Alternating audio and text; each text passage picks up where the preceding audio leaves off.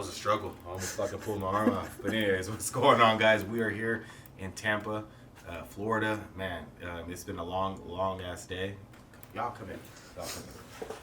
Yeah, it's been a super long day. Over here, Shane and I just flew in from Dallas, Texas, over a destination. It's gonna be an awesome weekend. We have some great content coming up. We're gonna be filming, obviously, the food, how we're able to travel, and still do our thing while we're, getting ready to prep for a show.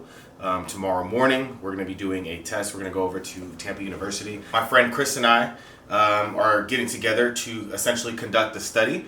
This was obviously his idea, but he wanted to kind of put something together that showed kind of like what goes on with a bodybuilder throughout the entire time frame of a prep. So since I'm getting ready for a show this summer, or actually multiple shows actually, this gave us the opportunity to do this. So that's why we're here in Tampa right now.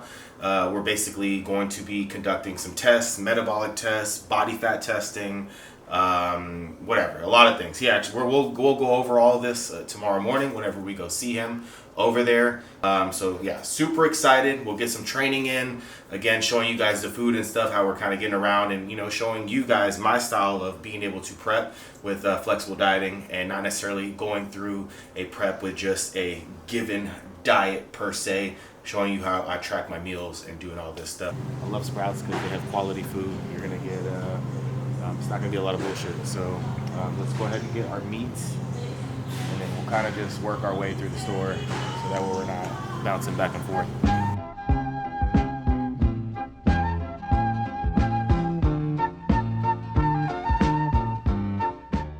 First time I ever came across these oranges was when I was in Thailand, in Bangkok, and I bought a handful of them. They're so easy to peel. They're always juicy. And then I started finding them here. So then I'm like, dude, when they're in season, dude, as you see, I'm eating some motherfucking oranges. We're now back at the hotel. I'm just gonna show you guys what we picked up since we're only here for 4 days. I didn't want to overdo it because we may or may not go out to eat a few times as well. So I kind of want to play it safe and not try to grab too much stuff. But we got some grass-fed 93.7 lean ground beef, 2 pounds of this.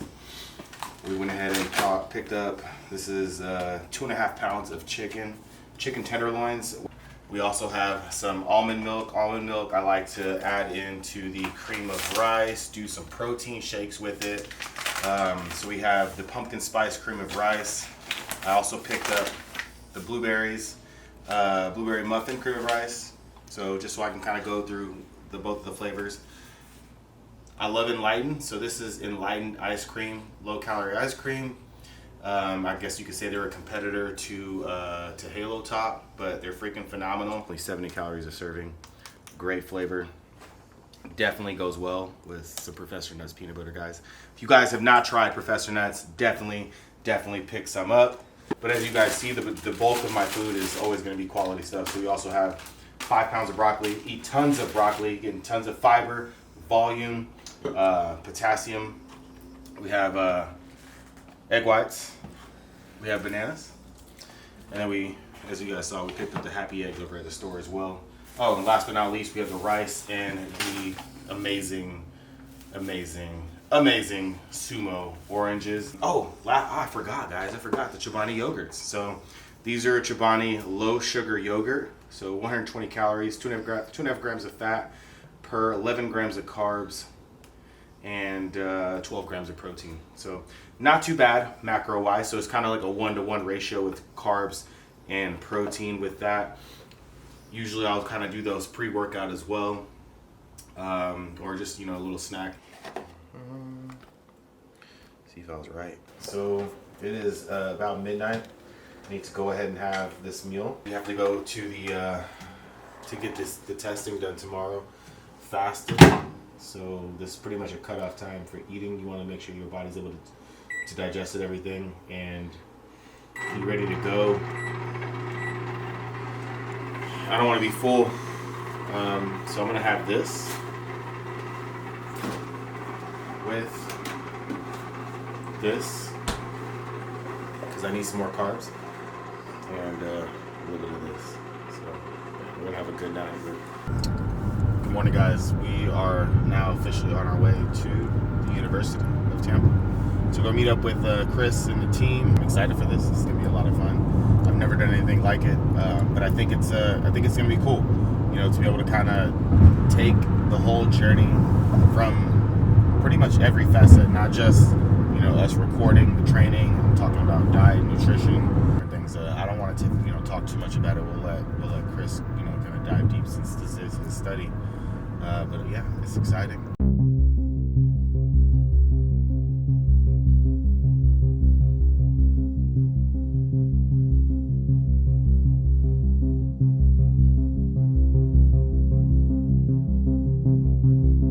What's going on, guys? Chris Barracat here in the Human Performance Lab at the University of Tampa. Just to give you a little background on myself, essentially I am an adjunct professor here and also a researcher here in the Human Performance Lab, but primarily I coach bodybuilders with my company Competitive Breed. So I first got involved in bodybuilding back in 2011 and essentially caught the bug once I essentially competed, when I first competed, and that led me to go down a path of how can I optimize my results in the gym, how can I optimize my muscular gains and my body composition over time. Essentially what I do is work with a lot of competitive athletes that are trying to get stage lean and just optimize their progress to the stage and essentially run their contest prep in the most evidence-based way possible.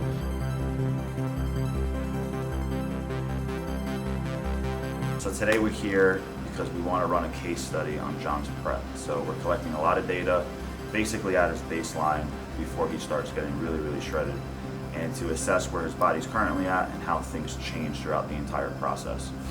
Also, ideally, we would also want to monitor what happens after contest prep to see how his body kind of recovers. But essentially what we're doing today, we're assessing body composition in 3 different ways. We're utilizing the DEXA scan, which gives us lean body mass, fat mass, and bone mineral density. We also have another piece of technology here that measures total body water and intracellular water and extracellular water. So we're going to combine those 2 models and kind of have every piece of compartment of the body that we truly need to get a really good idea of what his body composition looks like. We also want to measure John's actual muscle size. So we're utilizing the ultrasonography machine here to measure the muscle thickness of his quadriceps as well as his pecs. Reason for that, John's around 270 pounds right now, and as he's prepping, he's going to lose a lot of weight. And some of this weight can come up as lean body mass in a DEXA scan or any other sort of assessment that you run. And the reason for that is for things like parts of your digestive tract can actually get a little bit smaller, your liver can get a little bit smaller, stuff like that. Your total blood volume is going down if you're losing 30 pounds, right? So a lot of people confuse lean body mass for muscle mass. Muscle mass is a component of lean body mass, but there are a lot of other components of lean body mass that aren't muscle mass. So we're going to measure his muscle tissue directly with the ultrasound because we're expecting him to either grow or maintain his muscle thickness throughout the entire prep.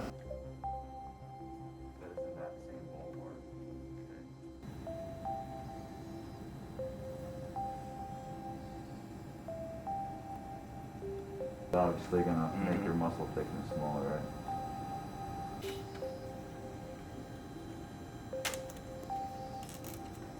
And then let's just label that right quad 40% proximal.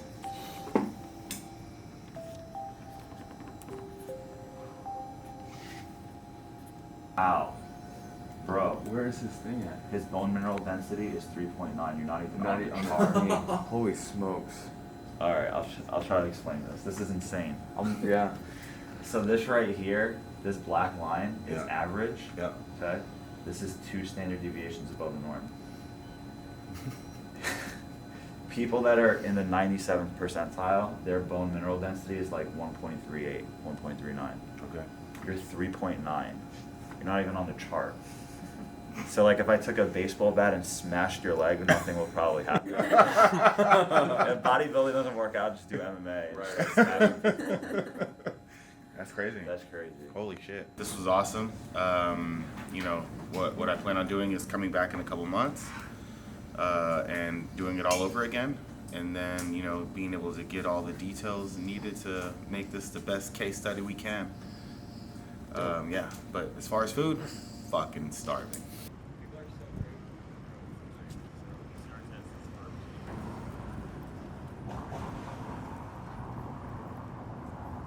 All right, so we just made our way over here to First Watch. The food actually came really, really quick. So this is the triathlete omelet. Basically, it's an egg white omelet. I added 4.5 ounces of chicken to it. We have a cup of fruit, basically the equivalent of a slice of bread. And then I have a pancake on the way. We're loading up on carbs because I haven't eaten this. I'm breaking my fast essentially right now. All you guys got this insanely looking, delicious freaking chimichanga. It looks, It's fire. when diet is over, we're coming back to Tampa and we're gonna hit this up. All right, guys, so we have now made it to Fitness for 10 over here in Brandon, Florida. We're gonna be hitting a leg workout today. Honestly, I'm not gonna lie, man, I was a little bit surprised since I did legs like a couple days ago, but I feel good. I'm already recovered, so I'm excited to get it in with the crew. We got Chris, Coach Chris over here. We got Jessica. She's joining us as well for the workout.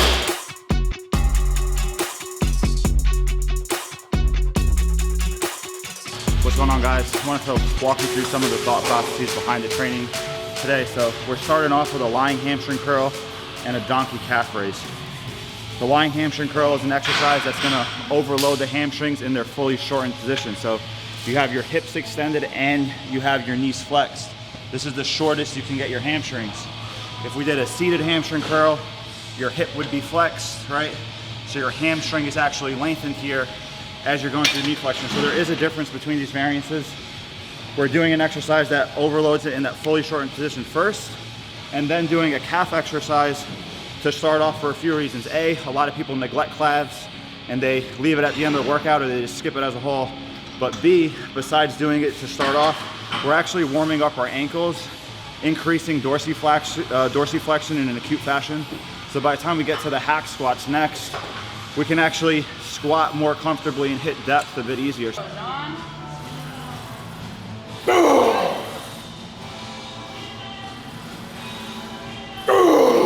Easy, 3. 4.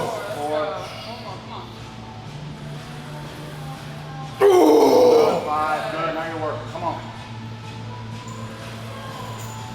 Good, yep, all you, let's go. It's slow, let's go. Yep. Here we go. Come on. Got more, come on. Come on. Yep, you got more, come on. Go. Come on, John, this is the set. Come on, you got more, let's go. You got more, all you. Come on.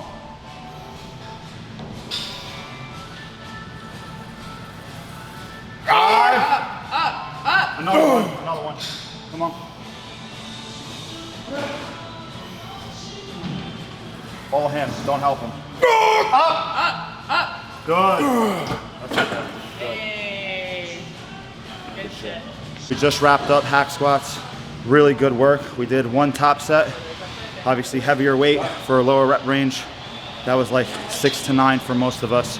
And then we did a back off set, a little bit lighter weight, basically took one plate off and got maybe 10 to 14 reps or so. So that's how we're approaching a lot of our true working sets. We'll do one heavy top set and then one back off set. Good. Good, come on.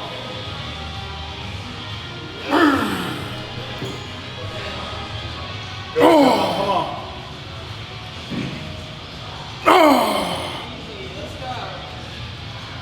Come on.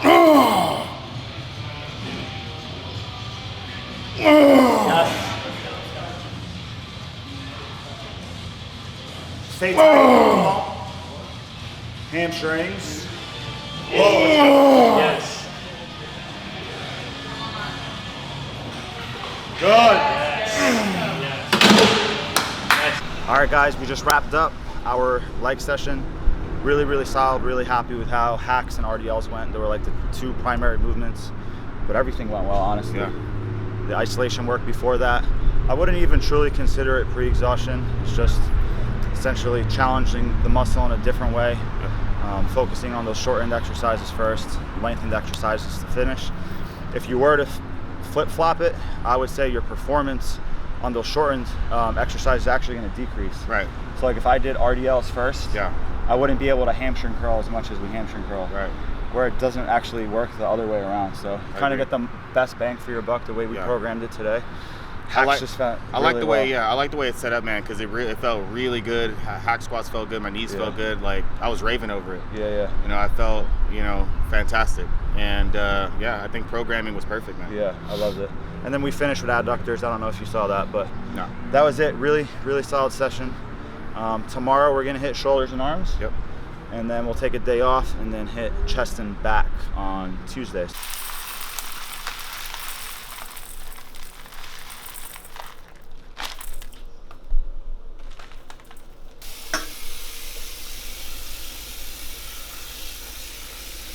First, you got to wash your rice. Boom. Bro, 700 on the fucking dot, baby. Put a little bit of this. It'll, like I said, it'll give it some flavor, some color. See how it tastes. Rice is rice, though. And then, basically, my secret to cooking rice is this: let it come up to a boil. As soon as it comes up to a boil, put a top on it, bring it down to low, put a timer on for 10 to 12 minutes. Perfect every single time. We need protein, so we have our chicken. And to be honest, I'm not even gonna trip about the tendon that's attached to it. It's no big deal. But we'll go ahead and pre-measure everything. See what we got.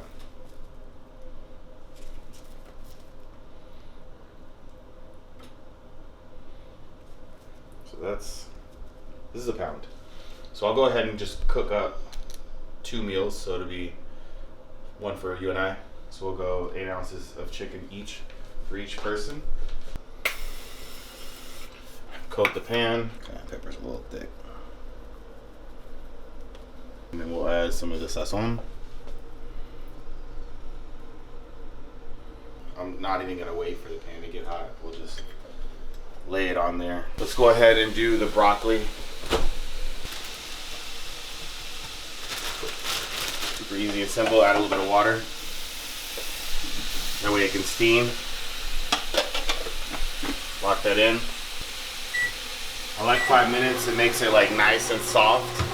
I can't eat hard broccoli. For some reason it just gives me like gastritis. Like I'll feel like my stomach just wants to just freaking explode. Alright, now we see that the rice is starting to boil. This is where we want to be. Now, of course, keep in mind, let's put the timer on so we don't overdo it. You don't want to overcook the rice. So I'm gonna put it for 15 minutes. We'll go ahead and do that. Put it on 1. That way it doesn't boil over and spill over. And then leave it alone. 15 minutes, I promise you the rice is gonna be perfect. Chicken, dude, this chicken looks phenomenal. Look at that. This is why I like the chicken tenderloins, because they're so easy to cook. You know, when you don't have a lot going on, but perfectly browned. Color is amazing. Smells delicious. The rice is almost there. I'm not gonna open it. On top of this meal, we're gonna add. I had 616 grams of oranges, and then to go with it. Get down a little bit. We got my whole line of supplements that I take every single day. As you guys see, I travel with this stuff. It's no joke. But Ravenous is the basically it helps with appetite, increasing appetite, helps with has digestive enzymes. Very, very, very helpful when it comes to putting down a lot of food. Your body does help assist with your body's essentially ability to assimilate nutrients. Bergamot is amazing, helps with arterial health, helps with triglycerides, cholesterol, and so on. We have Matador. Matador is in my opinion, the best GDA supplement, glucose disposal agent on the market. It's gonna help your body process and assimilate carbohydrates more efficiently, especially at a higher level of body fat. As you get leaner, of course, you know, you're not gonna need as much, but this meal has like about 150 grams of carbs. So I take 3 capsules of that. Ashwagandha is basically just more so for mental stress. Also helps with kidney function. We have a Liver Plus, which obviously kind of tells you exactly what it is. We have Heart Plus. Heart is going to help with heart and kidney. Estrogen, the Estro Pro, This is just kind of helping with keeping the hormones balanced. We have the tutka, which is great for the liver. Also helps with increasing bile production as well. Also natural production of glutathione. And then we have your whole food multivitamin, Vitamin Plus, absolutely amazing. And that's pretty much it. I bought an extra Heart Plus because I was running out, but that is what we have here in these 2 capsules. And to be honest, let's just put it down. So,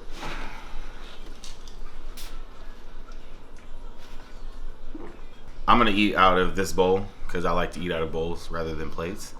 But where we have it, we have 200 grams of chicken, 300 grams of rice, and about 150 grams of broccoli in there. Super easy. You guys saw how easy this was. Man, it takes no effort at all. Honestly, if you can't make your food taste good, I honestly, I have no hope for you because this is not difficult.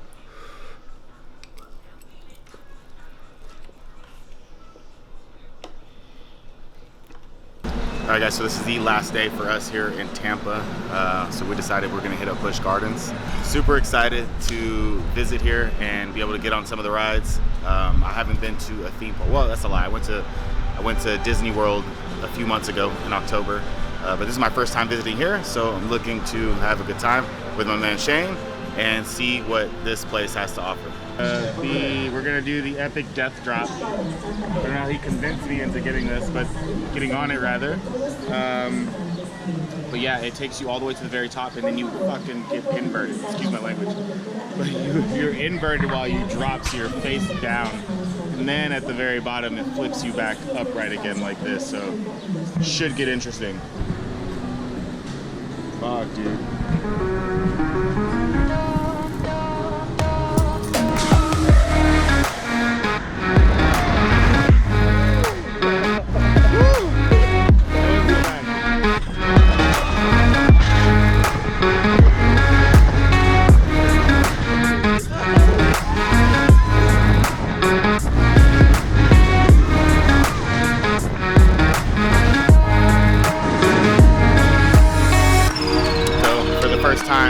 Coming here to Busch Gardens. Had a great time. It's huge. We got a little confused. It's hard to find some good rides. But other than that, it was great. I couldn't fit into one, unfortunately. And then Shane lost his damn phone on that one as well. So what an epic way to end the day.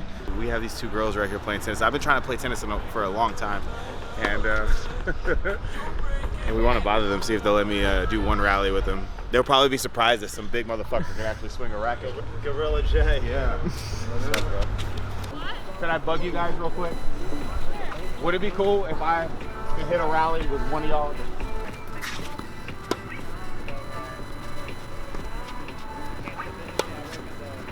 Lateral movement. Yeah. Forever.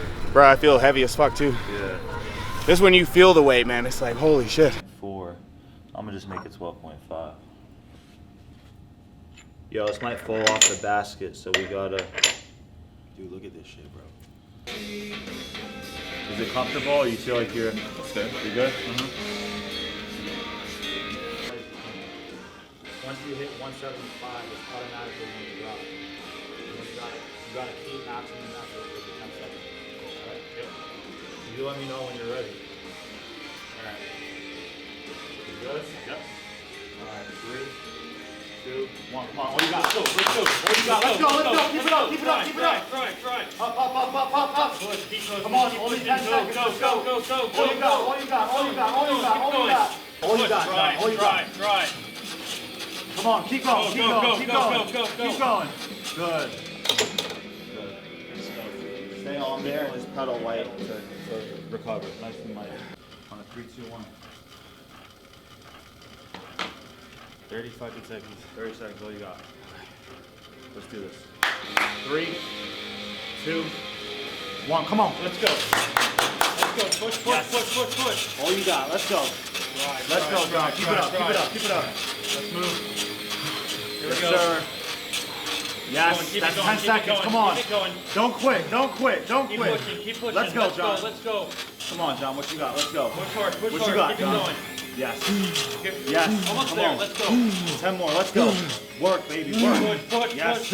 Yes. Almost there. Yes. Let's go. Come on, John. Here we go. Come on. Done. Nice job. Good.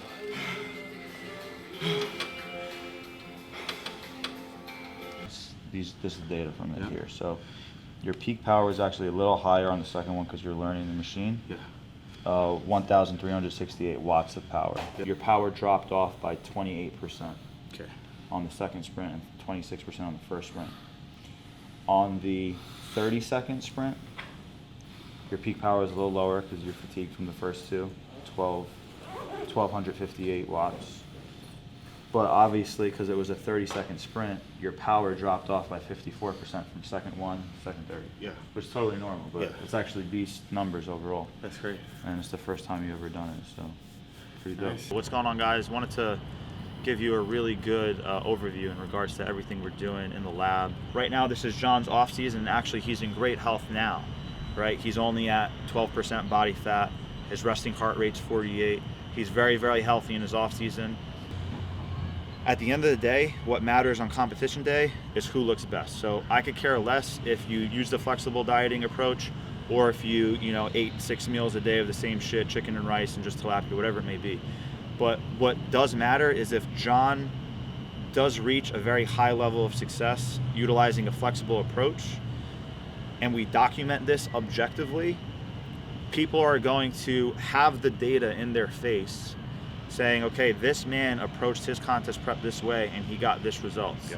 And then they can access it by literally reading the case study once it's published way down the road, or just by watching this vlog and seeing what he did. And that's important because it's going to empower people to take a smarter approach, and it's going to change kind of the trajectory of how people contest prep over time. I genuinely believe, 5 years from now, more and more people are going to be utilizing a flexible dieting approach because of people like John having success on stage utilizing this approach. And there is going to be physiological changes because he's taking a more flexible approach from a nutrition standpoint. So some of those things are, when you're utilizing a meal plan, you can actually have micronutrient deficiencies even if you're eating really healthy or you're eating really clean, because you don't have a lot of variety in your diet. So if you're eating the same exact vegetables, 7 days per week, you can still run into micronutrient deficiencies. We know a lot of people that utilize meal plans or follow a very strict kind of approach. They don't eat any fruit at all, so that's a huge issue. You're lacking a lot of phytonutrients and micronutrients. Me and John are keeping fruits in this entire time, right? At least two servings of fruit per day and stuff like that. So you guys are going to see a different approach that is more evidence-based, that also provides more flexibility. So we're still going to get the objective results from a lean body mass, fat mass perspective. He's still going to look absolutely sick throughout this transformation process, and you guys are going to have the data. Another thing I think that's going to be better in John's scenario is psychologically, he's not going to have all these crazy cravings post-show or during the contest prep. So a lot of people, if they do a 12-week, 16, 20-week prep and they're using a meal plan, that week after their show, they're 30 pounds heavier. All that 16 weeks of work kind of went out the window, and they binge ate like crazy because psychologically they were not prepared for what to do after the prep. The fact that we're utilizing a more flexible approach, we can reverse diet post-show. We're going to increase total calories, and John will gain some body fat post-show, but it's going to be in a much healthier manner, and the psychological need to binge is significantly reduced when you take a flexible dieting approach throughout the entire thing. So I think that's something that can't be overstated. So there's a lot of benefits there. I think really that mental benefit is really important. I mean, John and I know so many people that have contest prepped once. They might have got in great shape, they look decent on show day, but that was the only time they ever got in great shape. They rebounded like crazy, they ruined their hormonal health, and they never wanted to contest prep ever again because they were so miserable throughout their contest prep journey because of the plan that they took, the route of action they took. And there's different ways to approach it. And like I said, I saw John doing that back in 2015 or so, and that caught my eye because I was utilizing a flexible dieting approach, but I didn't see it a lot on the NPC side. And man, I'm just pumped to get this out there, to see John transform, and also to do it in a healthy way. Physically, it's going to be healthy. Mentally and emotionally, it's going to be healthy. And then hopefully we get to document that from an objective physiological standpoint. We're doing the best we can to preserve his health, because contest prep, getting to the very extreme end of it, truly isn't healthy. It's something that's temporary. but the way that we go about it is going to be as healthy as possible.